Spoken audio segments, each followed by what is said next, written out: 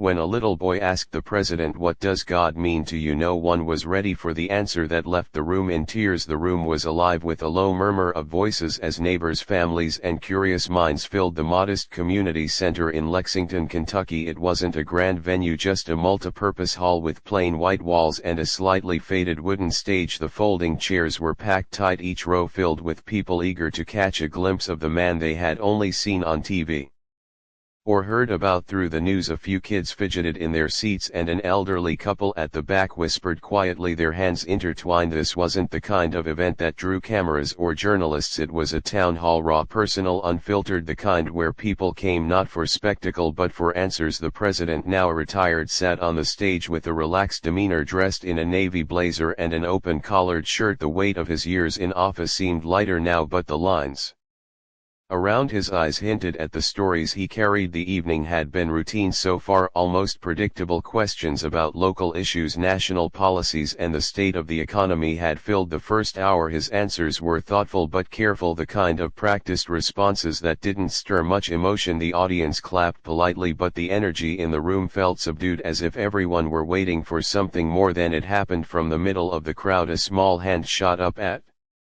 first no one noticed. The president scanned the room, nodding toward a man who had begun to rise to ask his question, but before the man could speak a voice interrupted, a soft, high-pitched voice that didn't belong to any of the adults in the room. "Excuse me, Mr. President." Heads turned and the murmur of voices quieted instantly. Standing there, barely tall enough to reach the microphone, was a boy no older than 10. His round glasses slid down his nose as he clutched a small index card in one hand. His other hand nervously tugged at the hem of his sweater. The president smiled, motioning for the boy to step forward. "Go ahead, son," he said, his voice kind and inviting. The boy hesitated, his sneakers scuffing against the floor as he approached the microphone stand. His mother sat a few rows back, her hands clasped tightly together, her face a mixture of pride and apprehension. The boy took a deep breath, lifting the index card to his face before lowering it again. I have a question," he said, his voice trembling but audible. "What does God mean to you?" The air in the room shifted, conversation ceased, even the quiet hum of the fluorescent lights seemed to fade into silence. It was as if the question had caught everyone off guard, including the president. For a moment he didn't answer, his expression softened, his gaze fixed on the boy as if he were seeing something more than just a curious child. The room felt heavier, charged with an energy that no one had anticipated, and then he spoke. "That's a big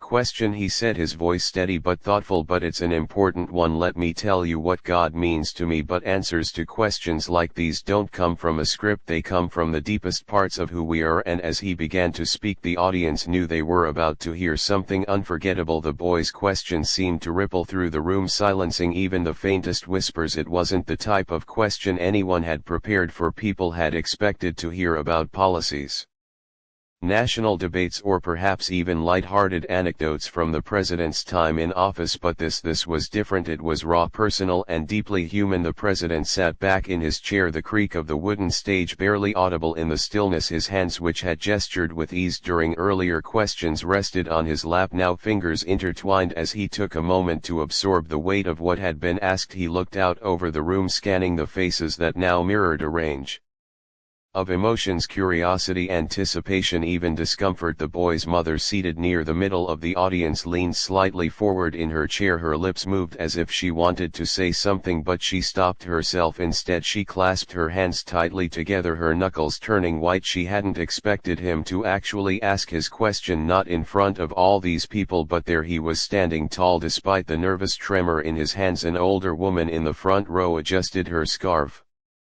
leaning toward her husband to whisper, "Did you hear that?" He nodded silently, his eyes fixed on the boy at the microphone. A teenage girl sitting near the back of the room pulled out her phone, not to scroll but to record. "This wasn't something you saw every day." The boy's small frame seemed even smaller under the bright fluorescent lights overhead. The microphone stand had been lowered hastily by one of the event volunteers, but it was still a little too high for him. He tilted his head up, his round Glasses catching the glare of the lights and pushed them up his nose with a shaky finger. The president finally leaned forward, his elbows resting on his knees. He studied the boy for a moment, his expression soft but unreadable for a man who had faced world leaders, navigated international crises and weathered countless interviews. This moment seemed to carry a unique weight. "You asked what God means to me," he said, his voice calm but deliberate. "That's a big question, maybe the biggest one there is." He smiled faintly, though it wasn't the kind of polished smile people were used to seeing. This one was genuine, almost wistful. The boy didn't move, his small hands gripping the edges of the podium for support. He opened his mouth as if to respond, but no words came out. Instead he nodded slightly, his gaze fixed on the president as though trying to absorb every word. The silence in the room was palpable. It wasn't awkward or uncomfortable, it was expectant, like the quiet before the first note of a symphony. The audience leaned forward in their seats, drawn into the gravity of the moment. The president exhaled deeply, his shoulders relaxing as he prepared to speak. "You know, when I was about your age I had questions like that too," he began, his voice steady but tinged with something deeper, nostalgia perhaps. "But stories like this don't just answer questions, they pull you into a journey, one that makes you see the world a little differently." And the audience was ready to listen. The boy's hands tightened around the edges of the microphone stand, his knuckles pale against his small trembling fingers. His round glasses slipped down his nose again, and this time he didn't push them up. Instead he kept his eyes on the man before him, searching his face for some sign of understanding. The president shifted in his chair, leaning forward as though to close the distance between them. "That's a big question," he repeated, his voice quieter now, almost reverent. "What does God mean to me?" The audience seemed frozen in time, each person caught in their own thoughts as they waited for him to continue. An older man in the back crossed his arms tightly over his chest, his face unreadable but his eyes locked on the stage. A young woman near the front dabbed her eyes with a tissue as if the weight of the question alone had struck something deep within her. The president let the silence linger for a moment longer, as though gathering the strength to delve into a part of himself he didn't often share. Finally he spoke, his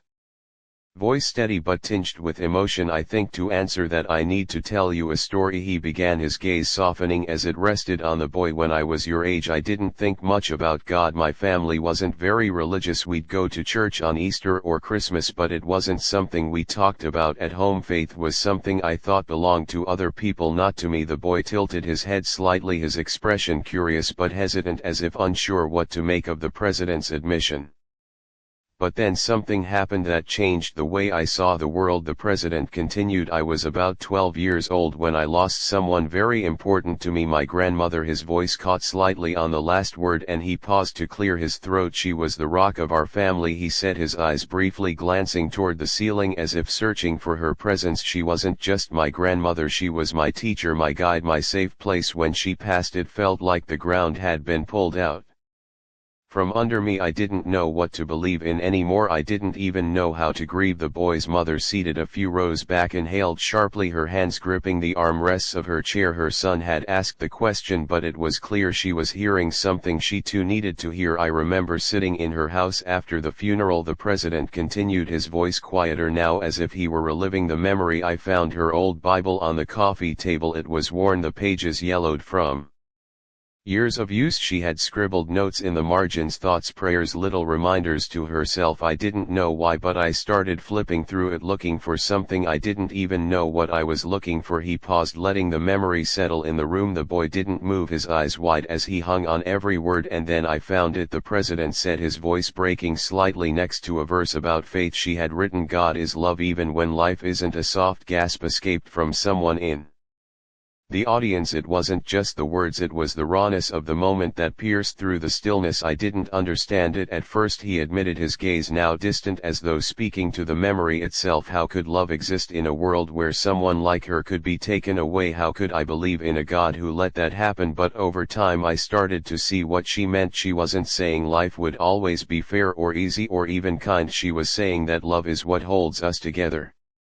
When life falls apart, the boy blinked rapidly, his lips parting as if to speak, but no words came out. The audience was equally spellbound, their collective breath almost audible as they waited for what would come next. The president straightened slightly in his chair, his tone growing firmer. From that moment on, I stopped looking for God in the sky or in some perfect version of life. I started looking for God in the love people show each other, in the courage to keep going, in the kindness of strangers, in the little things we do for one another that remind us we're not alone. The boy's lips trembled, and for a moment it looked as though he might cry, but he didn't. He simply nodded, the smallest of gestures, yet one that carried the weight of his understanding. The president smiled faintly, leaning forward again. Does that make sense to you? The boy hesitated before nodding again, this time more confidently. His hands relaxed their grip on the microphone stand. But questions like his don't just seek answers, they open doors to the parts of ourselves we often keep hidden, and in that room every person felt a piece of their own heart laid bare. The president's voice grew steadier as he continued, though his words carried the weight of someone revisiting deeply personal memories. The room seemed to lean in collectively, each person hanging on his every word. For a long time he said, looking directly at the boy, I thought faith was about having all the answers. I thought people who believed in God somehow knew something the rest of us didn't, but I've come to realize that faith isn't about certainty, it's about trust, trusting in the love we give and receive even when life feels impossible. The boy tilted his head slightly, his brow furrowed in thought, and the president offered a gentle smile. Let me tell you another story, he said, glancing briefly at the audience before returning his gaze to the boy. A few years ago I met a woman in Michigan. She was a single mother raising 2 kids on her own. She'd been through more than most of us can imagine. She'd lost her husband in a car accident, lost her job shortly after, and was barely making ends meet. Yet every night she'd sit with her kids and pray, not for miracles, not for money, but for strength, just enough strength to get through one more day. The boy's eyes widened slightly.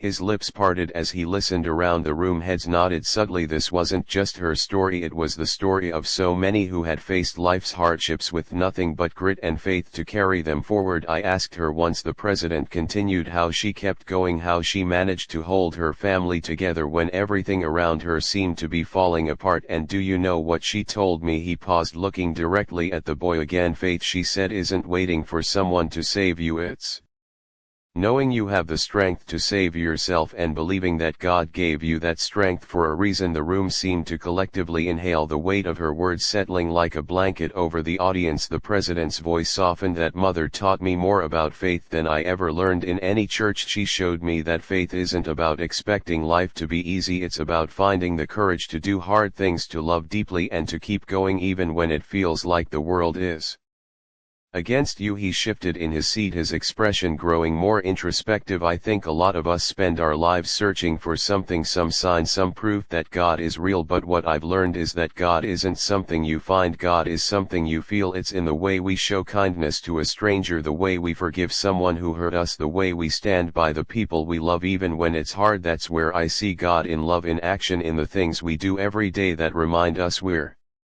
not alone in this world. The boy's small hands gripped the edge of the podium again, but this time it wasn't out of fear. His eyes were fixed on the president, his expression a mix of wonder and understanding. I'll be honest with you, the president continued, his voice dropping slightly. There have been times in my life when I've doubted, when I've looked at the pain and suffering in the world and wondered if God was even there. But every time I felt that doubt, I've been reminded of the love people are capable of. Love isn't always big or flashy, sometimes it's as small as a smile or a helping hand, but it's real, and for me that's enough proof of God. The audience was silent save for the occasional sniffle or the rustling of someone shifting in their seat. Even those who hadn't come for anything more than curiosity now found themselves caught up in the depth of his words. The president leaned forward, his eyes locking on the boy's once again. You're brave for asking that question, he said, his voice steady and warm. It takes courage to talk about faith, to ask about it, and to think about what it really means, and I hope you never lose that courage, because the world needs people like you, people who aren't afraid to ask the big questions and look for love and truth in everything they do. The boy's lip quivered, and for a moment he looked as though he might cry, but instead he smiled, a shy, grateful smile that seemed to light up his whole face. The president returned the smile, then turned to address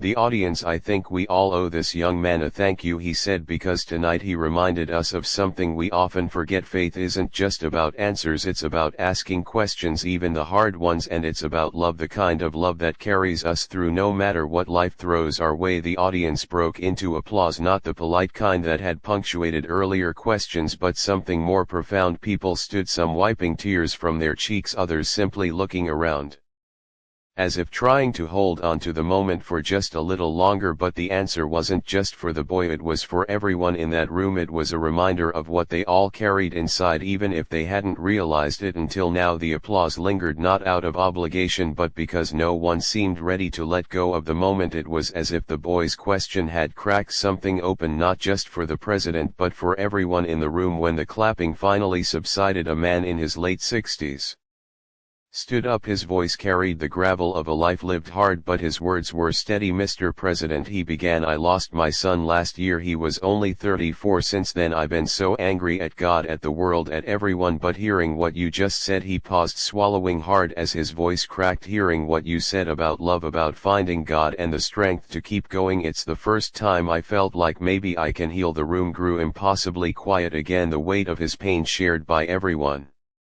listening. The president nodded, his expression one of deep empathy. "I am so sorry for your loss," he said softly. "It takes incredible courage to share something like that. Thank you for reminding us how powerful love can be, even in the face of loss." From across the room a younger woman raised her hand, her face streaked with tears. She looked to be in her early 30s, clutching the hand of the man seated beside her. "I grew up in a really strict religious home," she said, her voice trembling. "We were told to fear God, to always do exactly as we were told or we'd be punished. I walked away from it all as soon as I could, but that left me feeling empty, like I didn't belong anywhere." She paused, looking down at her lap before continuing, "What you said about finding God in love, in the everyday moments, I've never thought about it that way. Maybe faith doesn't have to be about fear, maybe it can be about hope instead." The president offered her a gentle smile. "Faith can be many things," he said, "but at its best I believe it's about connection to ourselves, to each other, and to something bigger than all of us. And hope is what keeps us moving forward even when it feels like we're walking in the dark." Several people murmured in agreement. The room had transformed into something beyond a simple town hall meeting. It had become a shared experience, a moment of collective reflection that no one could have anticipated. The boy's mother finally spoke up from her seat, her voice steady despite the tears in her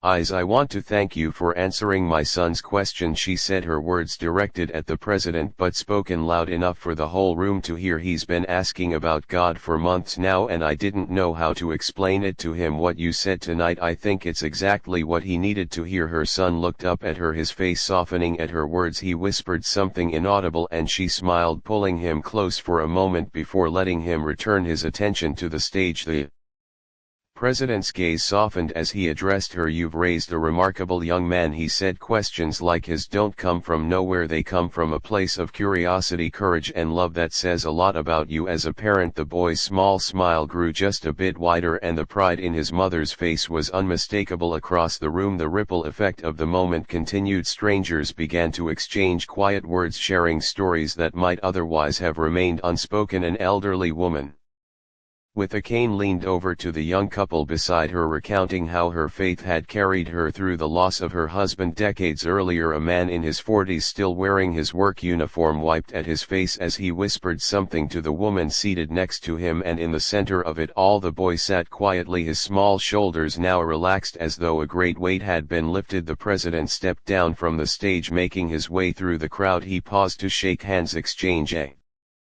few words and offer comforting smiles to those who stopped him. When he reached the boy he crouched slightly to meet him at eye level. "You're going to do great things one day," he said, placing a hand on the boy's shoulder. "Keep asking those big questions, they're what make the world a better place." The boy's face lit up, his shy smile returning as he whispered a quiet thank you. "But moments like this don't just end, they echo in the hearts of everyone who witnesses them, reminding them of the questions They've asked and the answers they still seek. As the evening came to a close, the energy in the room felt different, lighter, warmer, yet somehow still electric. The conversations that had begun as whispers now filled the space with gentle hums of connection. People weren't just leaving, they were lingering, drawn together by the shared vulnerability of what they had just experienced. The president returned to the stage, his steps deliberate and measured. He surveyed the room with a look of quiet appreciation, as though he understood that this night had turned into something far beyond what anyone had expected. He adjusted the microphone, his voice steady but filled with a warmth that reached everyone. Before we wrap up tonight, I just want to say one more thing, he began. What happened here tonight wasn't about me, it wasn't about a title I used to hold or the questions I've answered before. It was about something much bigger. It was about connection, it was about love, and it was about the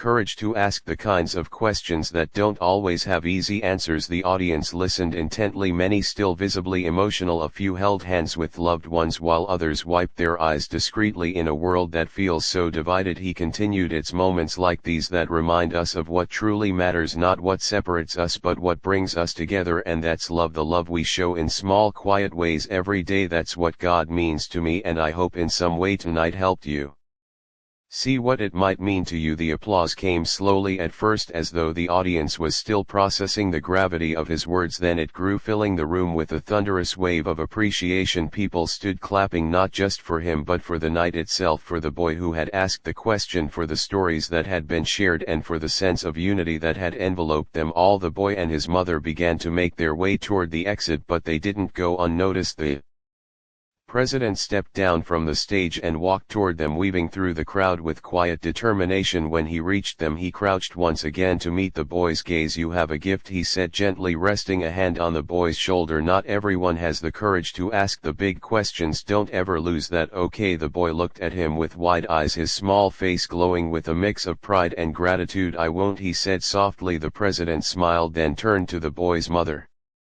You're raising a remarkable young man, he said. Thank you for sharing him with us tonight. The mother's voice cracked as she replied, thank you for giving him an answer he'll never forget. As the boy and his mother exited the hall, they weren't the only ones changed. The audience remained, many still deep in conversation. Strangers who had walked in with little more than polite nods were now exchanging stories, handshakes, even hugs. One man approached the stage after most of the crowd had dispersed. He was in his late 50s, his eyes red-rimmed but steady. Mr. President, he said, I didn't believe in much when I walked in here tonight, but after hearing what you said, maybe it's time I start looking for God, not in the way I thought I should but in the love I've been lucky enough to have in my life. Thank you for that. The president shook his hand firmly, his voice low but sincere. Thank you for being here tonight. It takes strength to reflect like that. The man nodded, his lips pressing into a thin smile.